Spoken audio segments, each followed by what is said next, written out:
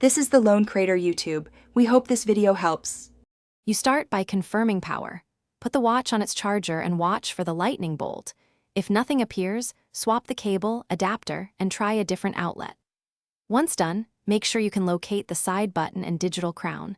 These are needed for a force restart. You do this now because many blank screen issues are simply drained batteries or bad contacts. Getting power confirmed removes guesswork and prepares you for the next, more invasive steps. If charging didn't fix it, perform a force restart. Press and hold the side button and digital crown together for about 10-15 seconds until the Apple logo appears.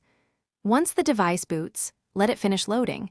Make sure to check watchOS in settings so you know whether an update is needed.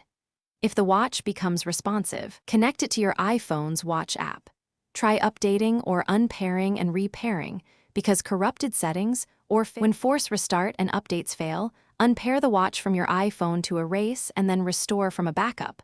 Unpairing puts the watch into a clean state, so make sure the phone stays nearby and charged.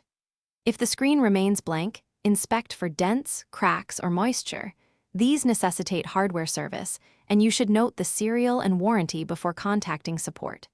If nothing works, contact Apple support or an authorized repair center for diagnostics and possible screen or board replacement. Thanks for watching. Consider subscribing if we helped you.